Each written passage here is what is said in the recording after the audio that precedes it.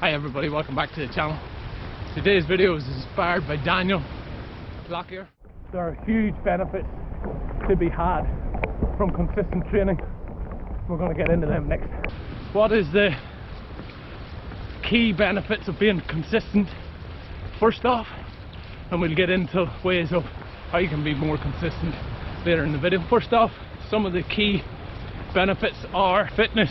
Obviously, consistency builds fitness in terms of ultra running or endurance sports, and I suppose for me the proof is in the pudding, and I know that whenever I'm training consistently, which I haven't been this last couple of months, if I'm not training consistent, my resting heart rate sits at about somewhere between 50 and 60 beats a minute, depending on how inconsistent I am.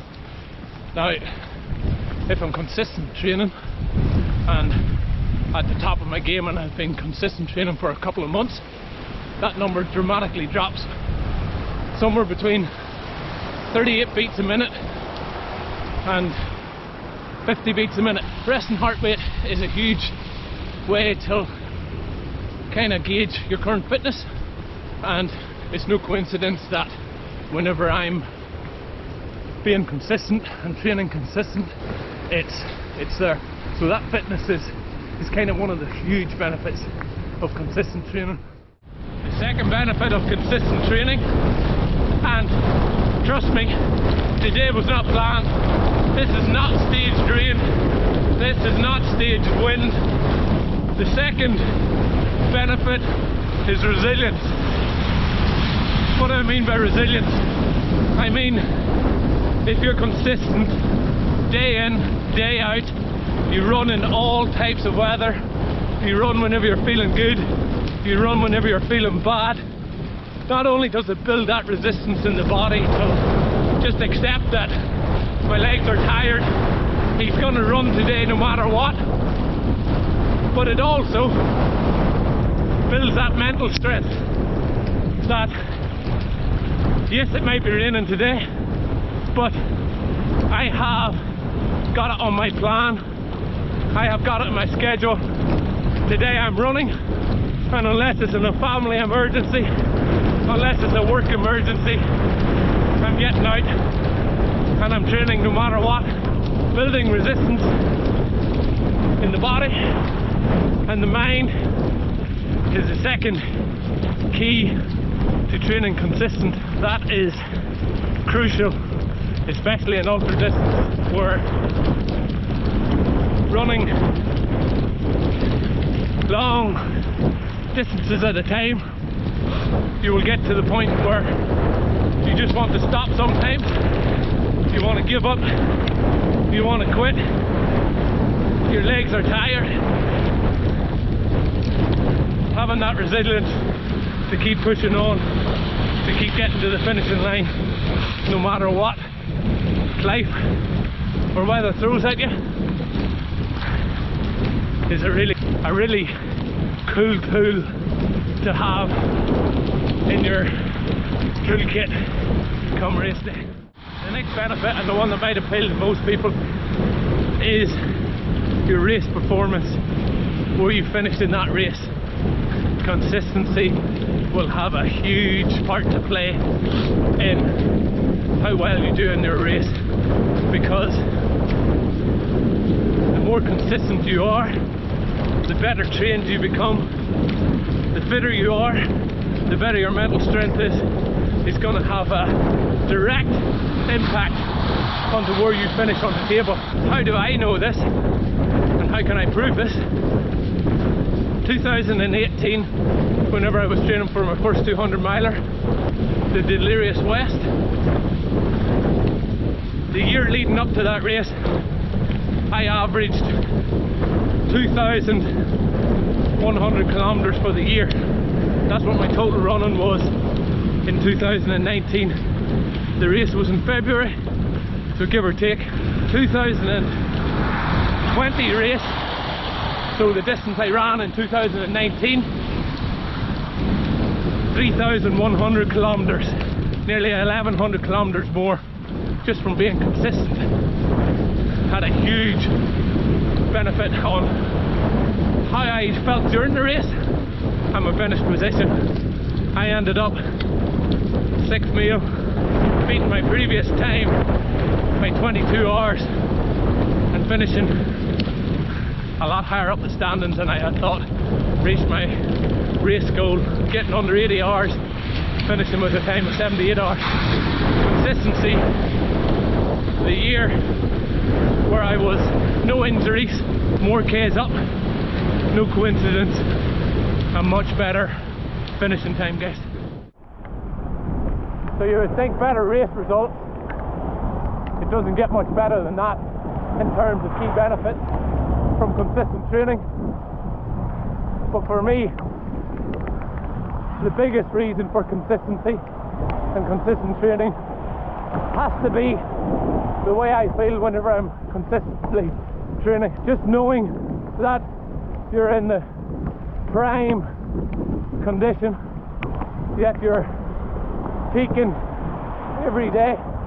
You're getting up, no matter how tired you feel, no matter how fatigued the legs are and the mind is from the long session the day before, the long session from the month before. Just that feeling that you can do anything, you can take on anything, not just in the ultra running and your training, but in life.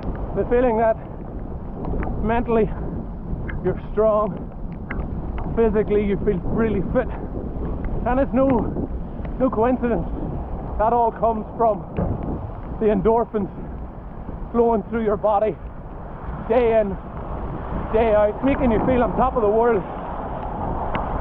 Now that, to me, that satisfaction that knows you're pushing your body and your mind to the limit, that's the real benefit, and that's what I continue to try and chase. I know whenever I'm not being consistent, I know whenever I've got injury, I know whenever I'm not able to train due to injury, that my moods are lower, that everything in life becomes a real struggle, a real challenge, and that's because I miss my fix. I miss my fix of endorphins. I miss that feeling of feeling high, invincible, that I can do whatever I put my mind to, regardless of how hard it is at the time. And I think I'm not on my own whenever it comes to that. I think the majority of runners will tell you the exact same thing. The best times we're feeling, regardless of the weather, regardless of how we do in a race, just that feeling of knowing no matter what today throws at me, I'm going to be able to handle it. All because I got my run in, I was consistent, I can see the improvements day in, day out. I'm getting stronger. How do I become more consistent? For me, the way I've been able to be more consistent, I look back at the times where my consistency is high. There's two crucial ingredients that come into play. One, I have a goal, a focus, a why, something that keeps me accountable, gets me out there days like this, no matter how bad things are, gets me, puts the shoes on and gets me out the door. If I don't have that why, that race, that event, that challenge, I don't get out the door. I look at it, I go, what's the point? This year's a prime example for me. COVID-19, lots of the races have been cancelled. My roster hasn't lined up with any races. I've had injuries. I don't have anything on the plan. I don't have an event in mind that I'm training for. And as a result, this year, to date, I've 2,000k up. Now, go back to last year, where I knew I was doing the Delirious West in February. I had a goal of 80 hours. that I really wanted to do. That was my why. I got up, I made it happen. Yes, I had a good run, no major injuries, no negative effects. Whenever I have a why, I also then have to have a plan. So I have to plan weekly, monthly kind of key targets, what I'm going to race or what I'm going to run, what my training structure looks like, how I'm going to get to that point, reaching my goal, whatever it is in the race or completing the challenge that I'm looking to do. I have to have a plan in place, and at the very basics of that plan is I need to know when I'm going to run, when I'm not going to run. Time of the day doesn't really matter so much for me. My days are never really the same, so I need to have a weekly volume that I want to hit, a target. I need to have a daily target of what I want to hit, because that keeps me accountable. It's not a case of I get up in the morning, I don't know what should I run today. If I've got 10k on the plan, I run out. If I'm really not feeling it and things are really bad, I'll change it, but it gets me out the door. If I've got a long weekend planned in, day 2, my legs are tired, I really don't want to do any more, it's on the plan. Whenever I was feeling good on the Sunday evening, or whatever it was, whenever I was looking at the plan and finalising it, I had agreed and committed to that's what I was going to do. So again, out the door I go. If it's a case that it's just not working, I might pull it short, or I might say today's just going to be one of them days, Glenn. In fact, let's be honest, very seldom I ever pull it short, because I think of the race situation. I think if I'm feeling bad deep into a 200 miler or a 100 miler or 100k, whatever the race is, you're feeling bad, you're feeling like shit. If you're used to cutting it short, that's what will happen. So chances are I always do the race. What's the best way to become consistent? Start off with your current weekly volume, spread that out over 6 or 7 days. So if it's currently 40k a week, spread it out nice and evenly over the week and build up from there. You're not ramping it up any more than kind of 10% or kind of 5 to 10k a week, depending on your current fitness level, and just build it up slowly.